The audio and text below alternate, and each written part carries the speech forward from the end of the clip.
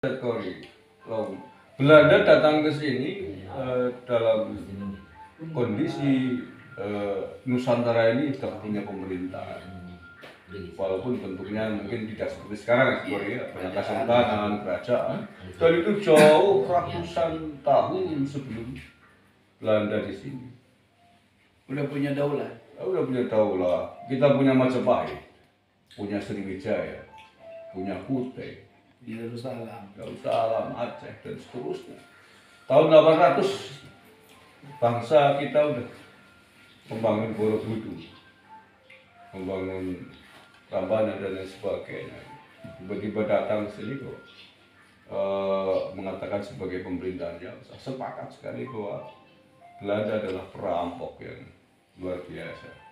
Dan tapi kalau Rommel Abbas mengatakan pemerintah Yayasan, menurut saya wajar menurut Rommel Abbas saya. Oh iya. Menurut Rommel Abbas, karena leluhurnya bekerja dengan Belanda. Usman bin Yahya sebagai mufti Batavia kan.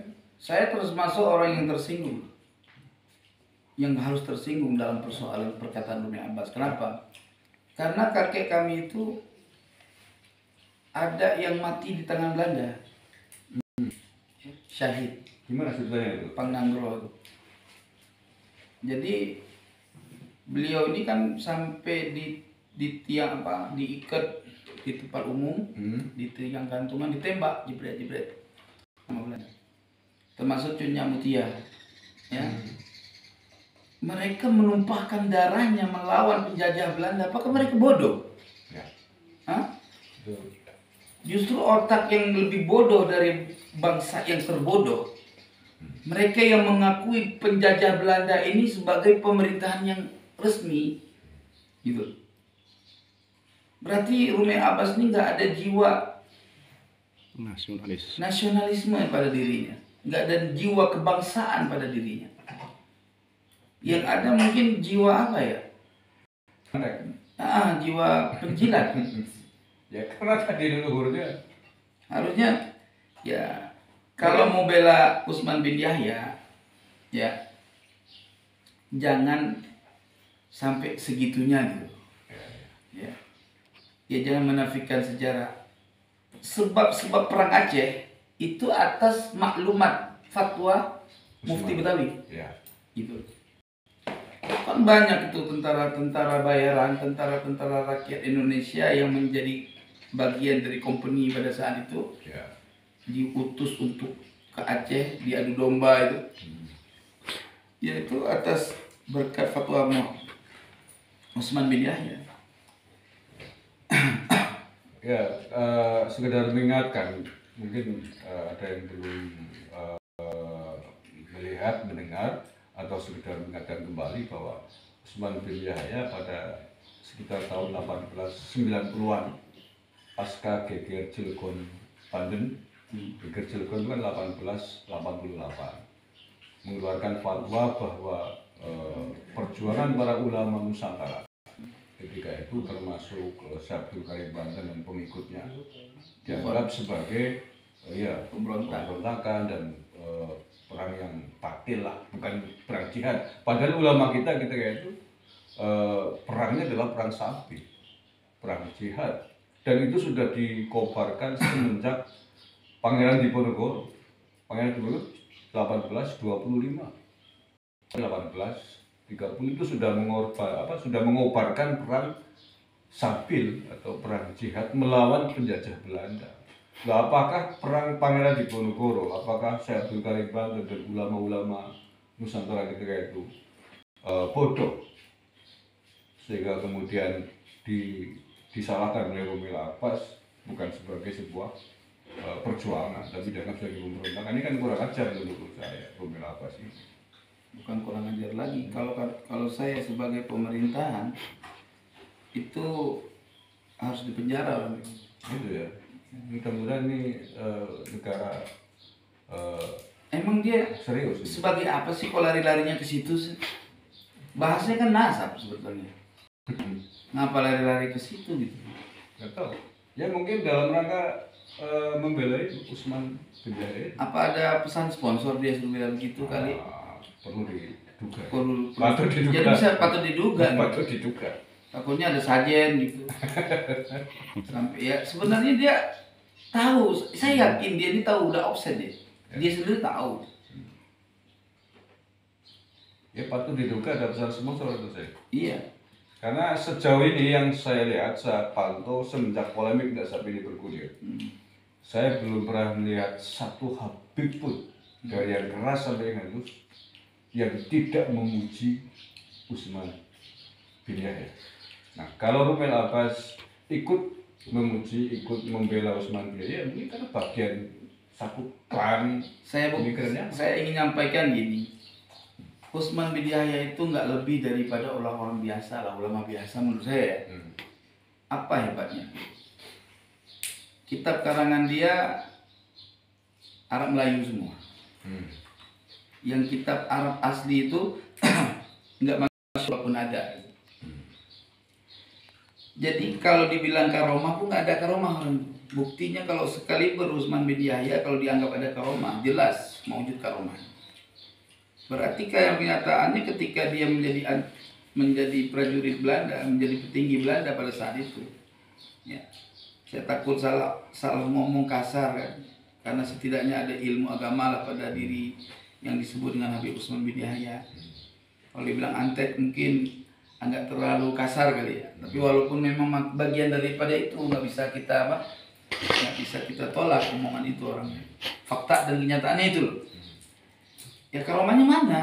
Waktu ketika menentukan kiblat masjid di mana dia bangun aja itu kan datang Tuan Syekh Nawawi Al-Bantani itu kan terjadi perdebatan secara ilmiah. Sampai nggak mau ngalah. Ujung-ujungnya Tuan Syekh Nawawi Banten memperlihatkan karomahnya, menunjukkan pada jalur ini apa? Lengannya ini. Untuk dilihat ke arahkan kiblat begitu. Coba lihat di sini saya, gitu kan? Tampak Ka'bah langsung. Itu menunjukkan mana apa? Ketinggian derajat makamnya Tuan Syekh Nawawi Al-Bantani itu masya Allah gitu. Dapat membuktikan kecerdasan ulama Nusantara gitu. Yang bukan berbackground Yamani gitu. Jadi ya ini kita terus terang aja ya. Kita harus bangkit. Ini persoalan-persoalan penjajahan modern bisa terjadi. Saya khawatir orang-orang Yaman ini ingin menguasai Republik Indonesia secara halus, tapi pasti dengan bermodalkan membawa nama-nama Nabi, Juriyah. Orang Islam ini di Indonesia ini kalau udah bilang Juriyah Nabi kan udah Allahumma antas salam, udah ampun udah. Maka dari sebab ini ya kita harus bongkar terus masalah nasab Alawi ini sebagai nasab yang palsu gitu. Apapun ceritanya. Dan satu lagi selain pembelaannya terhadap Usman bin Yahya yang mengatakan bahwa Belanda penjajah ini dianggap sebagai pemerintahan yang sah, dia juga merendahkan Bung Karno menurut saya. Karena Rumel Abbas ini mengatakan bahwa Bung Karno itu nggak keren-keren amat. Bung Karno itu orang biasa aja, hanya dikelilingi oleh orang-orang bodoh. Itu yang saya nggak sanggup dengar tuh, dikelilingi oleh orang bodoh gitu aja. Padahal kalau dia mencinta Ba'alawi, ya, berarti dia sama dengan mengatakan Habib Salim bin Jindan bodoh. Habib Salim bin Jindan itu di Otistad. Nah itu kan termaksud Dewan Penasehatnya Presiden Soekarno pada masa itu. Ya bukan Habib Salim bin Jindan doang, banyak ulama-ulama lain yang ikut andil tuh. Ingat juga ketika Soekarno ingin, kan dia presiden sementara waktu itu. Ya betul. Ya ini konteksnya sebelum kemerdekaan. Iya. Jadi Rumel Abbas ini mengatakan itu dalam konteks sebelum kemerdekaan, sampai kemudian memproklamasikan kemerdekaan. Nah, Bung Karno dinilai oleh Rumel Abbas sebagai orang yang biasa aja, nggak keren amat, nggak pinter, tapi hanya dikelilingi oleh orang-orang yang bodoh, yang tidak bisa membaca. Loh, padahal kita tahu sebelum proklamasi kemerdekaan 17 Agustus 45 itu ada beberapa tahapan. Ada panitia kemerdekaan PPU PKI, panitia 9. Itu di situ ada Muhammad Hatta, ada M. Yamin, ada Kiai Wahid Hasyim, ada Ki Bagus Hadi Kusumo dari Muhammadiyah dan seterusnya. Itu orang bodoh semua. Itu udah orang bodoh. Iya. Itu kan offset. Berarti cuma dia yang pintar. Itu kan menyakiti kita semua, anak-anak bangsa. Yang itu dia sudah meremehkan daripada perjuangan orang-orang terdahulu. Apapun ceritanya, kalau dianggap bodoh itu udah offset banget lah, Ya. menyakiti. Dan saya kira ini nggak bisa dibiarkan saya ini. Ya kalau ada orang-orang yang paham jalur hukum ya pasalin aja, biar ada pelajaran. Karena kepintaran itu kebisaan sesuatu dalam sejarah. Kalau kita bilang Rumen Abbas itu bukan orang pintar, Ya kalau orang pintar, gaya doang selangit. kalau orang pintar saya kira nggak mungkin sanggup mengatakan begitu. Iya. Bahwa Bung Karno ketokohannya diakui di luar negeri sebagai presiden pertama Indonesia. Sampai dikatakan orang-orang biasa, memang aku Abbas bisa apa dibanding Bung Karno? Jasanya apa itu dibanding Bung Karno? Bisa nyap-nyap doang, buat buktinya aja. Ya ini menurut saya keterlaluan dan saya harap pemerintah mengambil ini sebagai perkara yang serius. Karena ini hari ini kan era digital saya. Iya. Lebih kejam daripada era dahulu. Era dahulu pernyataan mungkin hanya bisa dibukukan, yang sangat terbatas penyebaran. Tetapi dalam konteks era digital begini, dipublikasikan di media sosial, itu jejak digital nggak tahu sampai kapan akan hilang. Nah kalau kemudian itu didengarkan oleh anak-anak kita, generasi seolah itu benar, itu luar biasa. Dan itu disampaikan di forum akademik di depan mahasiswa dosen-dosen pada acara tajuk seminar tentang, padahal temanya tentang nasab Pahlawi. Iya, tema nasab kok larinya di situ. Bahlul namanya, offside. Dan anehnya forum itu nggak ada yang berani bantah. Loh, itulah Indonesia. Bukan nggak berani bantah, mereka itu semua nggak sepakat. Mau membantah karena dia narasumber masih memandang rasa hormat gitu loh. Itulah bangsa kita yang bangsa dididik untuk menghargai di situ. Tapi ya terlalu menghargai itu jadi begini. Banyak orang yang akan ngomong tuh seenaknya dewe. Apa seudel dewek. Cawang Banyumas begitu. Seenaknya sendiri. Seenaknya sendiri. Seenak bacotnya sendiri. Seanggakan dia tuh paling pintar gitu loh. Paling paham sejarah. Tidak ada satupun ya karya tulis sejarawan yang menganggap bahwa pemerintahan di Belanda itu adalah pemerintahan yang sah. Iya nggak ada lah. Nah kalau pemerintah yang sah, terus orang berontak kan hukumnya haram itu. Berarti mereka yang kena tembak sama Belanda zaman itu matinya bukan mati syahid dong. Betul. Iya matinya mati durhaka loh. Oh, iya. Kan kurang asam itu. Dianggap buhot kan? Dianggap bohong. Padahal Berarti dia sama dengan mengatakan bahwa Tengku di Ciro itu matinya makar. makar. Bukan. Iya, Pangeran Diponegoro. Sama dengan dia menganggap Teku Umar bodoh, nggak tahu syariat. Dia sama dengan menganggap Cut Didi itu bodoh. Yang benar Utsman bin Yahya aja itu. Kurang ajar itu kan. Ya, kalau mau dihitung loh, perang Jawa saja, perang Diponegoro kan disebut perang Jawa. 5 tahun itu mengorbankan setidaknya 200.000 Jawa, 200.000 nyawa penduduk Jawa. Itu baru perang Jawa, belum yang lain-lain yang tadi saya sebutkan itu. Nih tuan-tuan, saya ceritain karena saya memang orang Aceh. Setidaknya saya ingin beritahukan perjuangan melawan Belanda. Cut Nyak Mutia, 500-an peluru menembus tubuhnya, Pak. Perempuan, Pak. 500. Ratusan peluru. Oh, ratus. Saya kalau bilang 500 takut nggak pernah ngitung, kan? Tapi menurut si salah, ratusan peluru menembus dia punya tubuh, Pak. Itu perempuan, Pak. Apa matinya mati makar dia lawan Belanda itu? Kalau versinya Rommel Abbas berarti Mati makar kan? Bukan syahid kan? Kepala Belanda putus 5 orang. 1:5, percaya. Lihat seorang perempuan yang mampu melawan penjajah, peluru tembus ke badannya sampai 300 kurang lebih. Ya, 300 peluru menembus ke badannya. Ya. Belanda mati 5 orang, 1:5, 1 nyawa memusnahkan 5 pasukan prajurit Belanda, ditebas dengan pedangnya, ditusuk dengan rencongnya. Bagaimana cara berkelahinya loh seorang perempuan? Ya. Apa itu dibilang mati konyol? Kan berontak itu mati konyol, Bang. Iya, kalau dari sisi dia kan bilang fikih juga dia, bilang menyinggung agama. Ya pikir apa nih? Pikir mazhab Wahabi. Mungkin ya mazhabnya Utsman bin Yahya mungkin. Ini kurang ajar menurut saya. Berarti menafikan sama dengan menganggap seluruh pahlawan kita dan rakyat Indonesia yang berjihad terus. Kalau konteksnya setemannya Rumel ya dianggap mati, bukan mati syahid. Padahal mereka mengobarkan semua perang Sapil. Saya tuh kalau saya jadi presiden dan kuat ada undang-undang yang saya buat, itu yang kayak gitu kuburannya saya gusur, biar bawa pulang ke Arab, digusur, pengkhianat bangsa. Ya.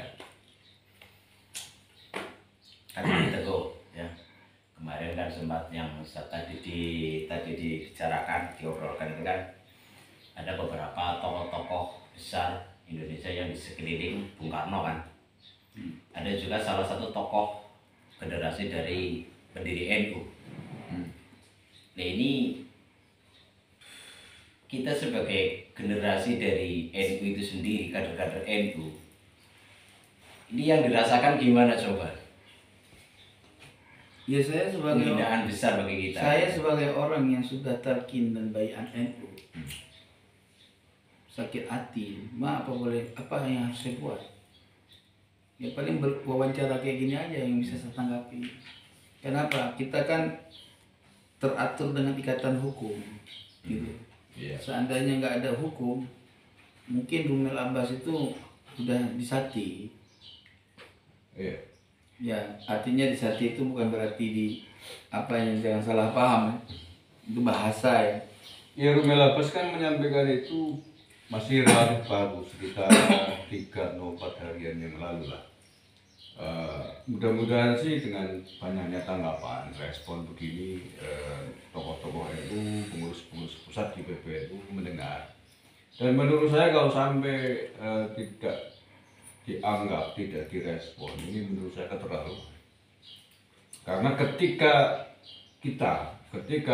Kiai Maduri Usman membahas nasabnya Pahlawi direspon besar-besar, bahkan ada yang mengatakan koalisi, dikecam ini oleh banyak tokoh. Kalau kemudian ada Pahlawi merendahkan, menganggap tokoh-tokoh NU termasuk Kiai Wahid Hasyim dianggap orang-orang bodoh, ini tidak direspon menurut saya keterlaluan. Apakah lebih mencintai Pahlawi daripada mencintai tokoh-tokoh NU sendiri, mencintai negaranya sendiri? Nggak takutnya nanti ujung-ujungnya kalau pas digugat, jawabannya kayak kemarin terjadi di Banten, ada jawaban yang tanpa disadari dijawab begini, saya kan diperintahkan gitu. Takutnya ke situ. Nah kan akan bertanya siapa yang merintahkan kan gitu. Siapa yang merintahkan? Gitu. Apa? Yang merintahkan siapa? Allah alam. Kan enggak sore kan. Menkinayah itu kan mengandung makna kan. Terdesak tidak sadar dia. Ternyata ada yang memerintahkan. Jadi nanti ujung-ujungnya saya kan disuruh kalau bahasa anunya gitu loh. Jadi ini si Rumel Abbas nih, ya, apapun ceritanya minta maaf juga nggak kelar. Ya, misalnya terlalu besar menurut saya dosanya. Karena menganggap ratusan ribu bahkan jutaan pejuang yang gugur di medan perang melawan Belanda dianggap. Luar negeri aja kalau ada statement terhadap misalkan ya di Afghanistan yang dulu mereka ribut kan melawan pemerintah mereka sendiri. Iya. Terus ada statement menghina kayak gini, ya mungkin udah Nggak tahu. Allah manta salam. Ini negara kita ini masih sangat Tapi ingat, saya sampaikan kepada pemerintah, kalau orang-orang kayak gini nggak ditanggapi secara serius terhadap hukum, saya takut akan muncul orang lain lagi yang seperti ini. Dan yang kita khawatirkan adalah pengadilan, karena nggak sabar itu loh. Ini kan berbahaya dan jangan sampai terjadi lah ada pengadilan. Ini sama dengan pembohongan sejarah. Ya. Tapi aneh saya terus terang. Bani Ba'alawi ini suka kali pembohongan sejarah itu tujuannya apa sih?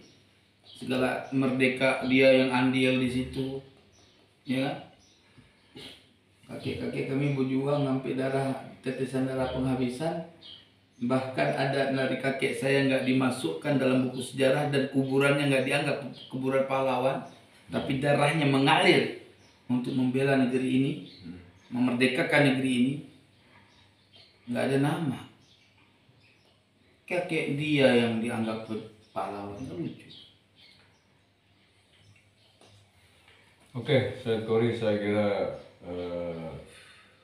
mungkin sementara itu dulu kita tanggapi Rumel Abbas dan kita akan melihat. Ya sebetulnya sebentar saya potong dulu. Oke. Tolong semua bangsa Indonesia yang masih memiliki jiwa kebangsaan, bergabunglah dalam hal ini terhadap statement Rumel Abbas. Bersatulah dan sampaikan ke pemerintah, bikin laporan aja. Gitu ya. Bikin laporan. Iya. Ya mudah-mudahan ada, kita kan nggak tahu jalur hukum ya. Mudah-mudahan ada jalur hukum yang membuat dia mendapatkan pelajaran di balik statement dia, supaya besok-besok dia itu tidak terlalu berani dalam mengungkapkan sesuatu yang melanggar aturan sejarah, khusus sejarah bangsa ini. Sebab dengan statement dia itu jelas sangat merendahkan, perjuangan kakek moyang kita. Ya, darah mereka diperjuangkan. Kan ingat Undang-Undang Dasar. Undang-Undang Dasar Republik Indonesia tahun 1945 dengan ini menyatakan kan gitu, bahwa kemerdekaan adalah hak segala dan bangsa. penjajahan di atas Dunia harus dihapuskan. Jangan dianggap penjajahan itu pemerintah. Betul, masa Rumel Abbas kalau hidup